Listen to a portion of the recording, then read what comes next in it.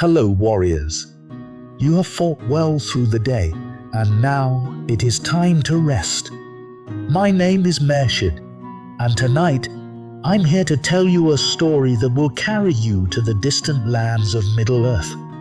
But before we begin, make sure to hit that like button and subscribe to support your storyteller. Your presence here makes these journeys possible. Tonight's tale is about a man known only by the name Thorongil, the Eagle of the Star. Under this mysterious alias, he served both Rohan and Gondor, leaving a legacy of heroism, wisdom, and valor that would shape the future of Middle-earth. From the plains of Rohan to the burning ships of Umbar, Thorongil's legend echoes through the ages. A story of courage, sacrifice, and destiny.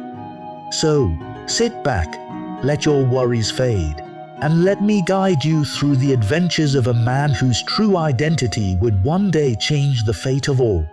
The hidden eagle, the wind of Rohan. The wind whistled through the golden plains of Rohan, carrying with it the whispers of ancient songs and the clatter of distant hooves. It was a land of wide skies and rolling hills, where the mighty Rohirrim, the horse lords of the Riddermark, galloped under the sun. In those days, King Thorongil ruled with wisdom, but shadows had begun to creep ever closer from the north. Orcs and wild men from the east had grown bolder, testing the strength of the Rohirrim. Among the riders of Edras, there appeared a stranger, cloaked in shadow and mystery. He called himself Thorongil, Eagle of the Star. His face was stern yet kind, his eyes glimmered like deep pools of wisdom, and though he carried no banner, his presence commanded respect. The people of Rohan knew little of his past, yet they spoke of him in hushed tones, of how he had come from the north, a wanderer who sought neither wealth nor fame. Thorongil quickly proved his worth to the king. He was a man of unmatched prowess in battle, and his wisdom in council was rare. The king saw in him a man who could lead, a warrior whose mind was as sharp as his sword. And so, the hidden prince of the Dune, though his lineage remained unknown to most, became a trusted captain under the banner of Rohan. Part 2. The night ride to the misty mountains. The stars were veiled in a blanket of clouds one fateful night when an urgent summons came to Edras. Orcs, marauding bands from the misty mountains, had descended upon the villages in the Westfold. They left nothing behind but ruin and flame, and their next target lay close to the borders of Rohan. Thorongil stood before King Thorongil, the flicker of torchlight dancing in his eyes. "We must not wait for the orcs to gather more strength, my lord," he said, his voice steady yet filled with urgency. "Let me ride with your men. We shall strike them before dawn, before they can regroup." The king, though cautious, could not deny the wisdom of Thorongil's words. And so, before the break of dawn, Thorongil led a company of the king's finest riders, their steeds swift as the wind. They rode in silence, a dark line of shadows against the pale grass of the plains, their cloaks whipping behind them like storm clouds. At the foot of the misty mountains, they found the enemy's camp. The orcs had grown careless, believing no one would dare strike them at night, but Thorongil knew the enemy's mind. His command was clear and calm. "We will strike from both sides at once. Fear will do half our work for us." The riders of Rohan descended like a storm, with swords raised high and a thundering cry that echoed in the cold night air. They charged. Thorongil rode at the forefront, his blade gleaming in the moonlight. Every strike was precise, every motion fluid.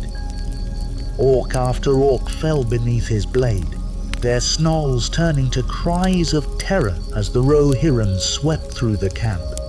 The battle was swift and decisive. The Orc band was broken, scattered into the wild, never to threaten Rohan again. But it was not the victory alone that the men remembered. It was Thorongil, his silent strength and his unyielding courage. Yet, when the battle was won, he did not stay to bask in the glory. His words were simple. This victory belongs to the men of Rohan, not to one alone. Part 3. The White City calls. Years passed, and the shadows of the east grew darker. Rumors of unrest in Gondor began to reach the borders of Rohan. The steward of Gondor, Ecthelion too, called for aid, seeking those who could stand against the rising tide of evil from Mordor. Thorongil, sensing the pull of fate, knew it was time to move south. With the blessing of King Thorongil, he rode to Minas Tirith, the White City, where the walls shone like silver in the sun. There, under the steward's rule, Thorongil once again proved himself a leader of men. His presence in Gondor was like a wind that stirred the hearts of even the most seasoned soldiers. Though no one knew his true name, they felt in him the strength of the ancient kings of Numenor. His wisdom and strategy became legend in the halls of the steward. Thorongil led Gondor's armies to victories on the plains, driving back the forces of Sauron that tested their borders. But it was not only in the field where he made his mark. Part 4. The Corsairs of Umbar. In the far south, the Corsairs of Umbar, black-hearted pirates who sailed under the banner of the Eye, had grown bold.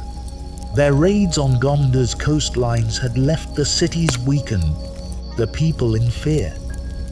Ecthelion spoke of the Corsairs often, his brow furrowed with worry.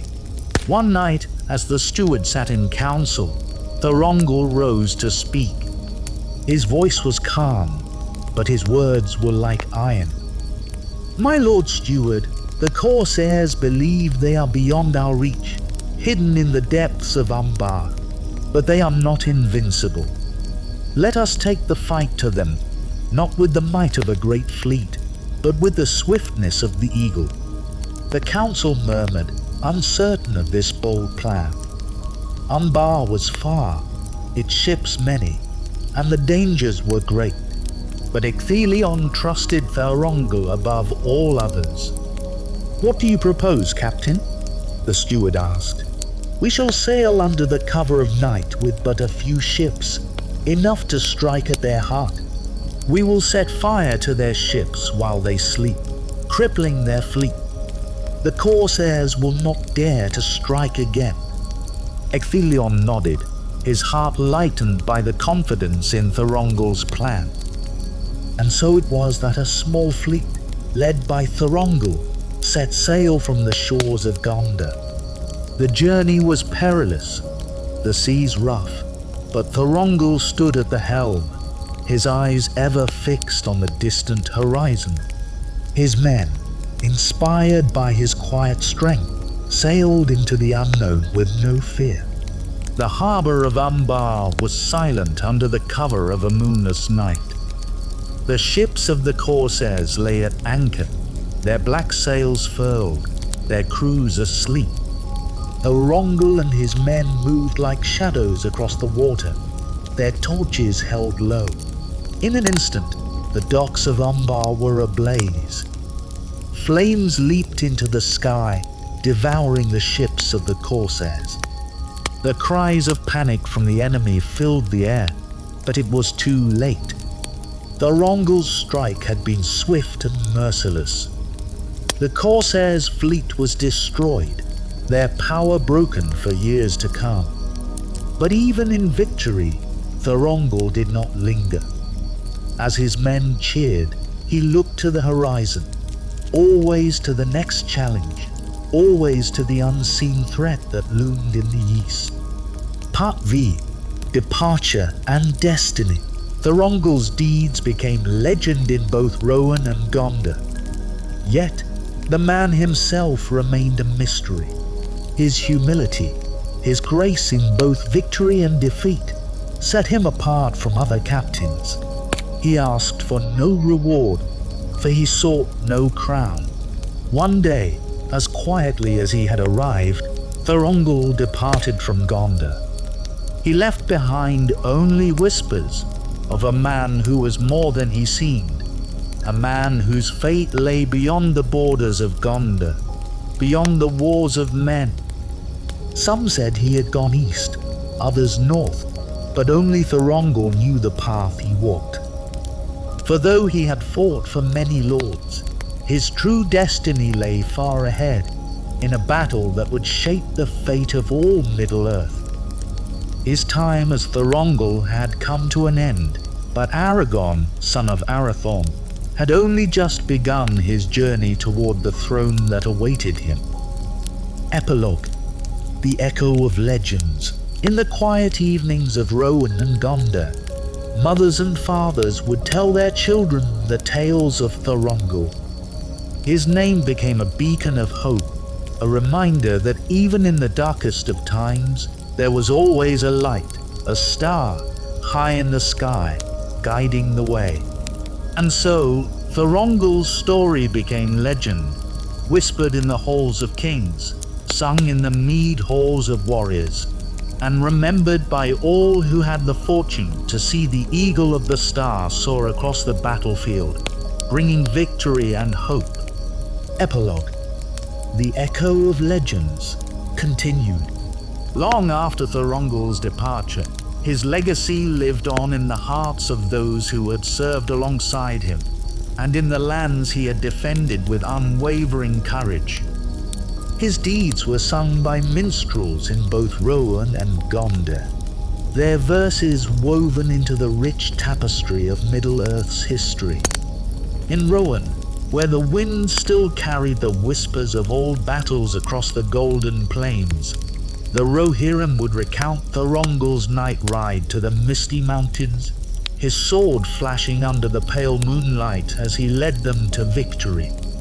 Children would grow up hearing the tale of how a lone man from the north had come and saved their villages from the terror of orc raiders, his bravery unmatched, his heart steadfast.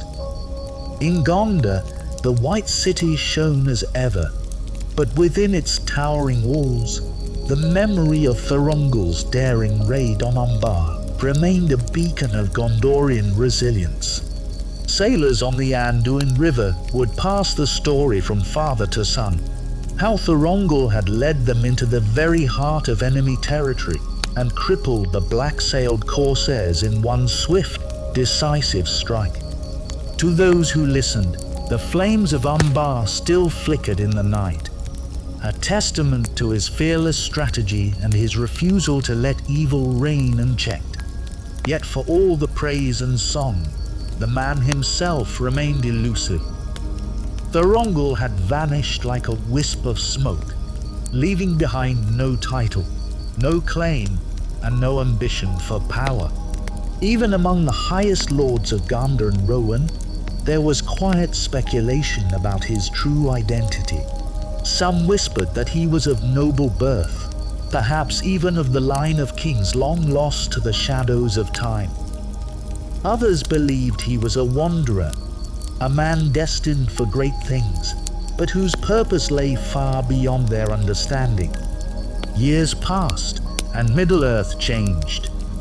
The shadow in the east grew darker, and whispers of the Dark Lord's return sent tremors through every land. But amid the growing fear, those who had known Thorongil could not shake the feeling that his story was not over. It was as though he had left, not to fade into obscurity, but to prepare for something greater, a destiny that would intertwine with the fate of all free peoples of Middle-earth. The return of the king, the tale of Thorongil might have drifted into myth, forgotten by those who had never seen the Eagle of the Star in battle. Yet, as darkness began to cover the lands once more, a new name rose in the world. Aragorn, son of Arathorn, the long-lost heir to the throne of Gondor, and the hope of men. When Aragorn finally revealed himself as the true king of Gondor, many in both Gondor and Rohan felt a stirring in their hearts, a sense of familiarity. It was as if a veil had been lifted, and they realized at last the truth of who Thorongil had been all along. The humble captain who had fought beside them, the man who had never sought glory for himself, was in fact the rightful king they had been waiting for. As Aragorn led the armies of men to victory in the War of the Ring, those who had once served under Thorongil found themselves at his side again, rallying to his banner, not out of duty alone, but out of love for the man they had always believed in. It was as if the past had returned, the stories of Thorongil's valor becoming the reality of Aragorn's rule. The two names Thorongil and Aragorn became one, and with it, the legend of the Eagle of the Star was complete. Legacy of Hope. After the defeat of Sauron and the crowning of Aragorn as King Elessar, the lands of Middle-earth entered an age of peace. The fires of war dimmed, and the shadows receded into the distant corners of the world. But the stories of Thorongil, and now of Aragorn, were told with even greater reverence. In the halls of Minas Tirith, the people spoke of the return of their king, who had once walked among them in secret, defending them from the Corsairs and the enemies of Gondor, long before his crown was placed upon his brow. In Edoras, the riders of the Mark remembered how Thorongil had fought for their freedom, side by side with their ancestors. The songs of his heroism were now sung in the Golden Hall, his name honored among the greatest of Rohan's allies. And in the quiet places of Middle-earth, where the stars still twinkled like distant fires in the sky, there were those who gazed up and whispered the name Thorongil with gratitude. For even as kings rose and empires fell, the memory of the Eagle of the Star remained a symbol of hope, of courage, and of the quiet strength that lives in the hearts of all who fight for the light in the darkest of times. And so, the legend of Thorongil lived on, not as a mere story, but as a reminder that true greatness lies not in power or fame, but in the deeds we do and the hearts we touch. For even in the silence of the stars, the echo of his legend can still be heard, a song carried on the wind, forever etched into the soul of Middle-earth. Thus ends the tale of Thorongil, the Eagle of the Star, Aragorn, the kingly Elessar, who walked among men as both a humble captain and a king destined to save them. His story, though rooted in the past, stretches far beyond the borders of time, an eternal flame in the hearts of those who will forever remember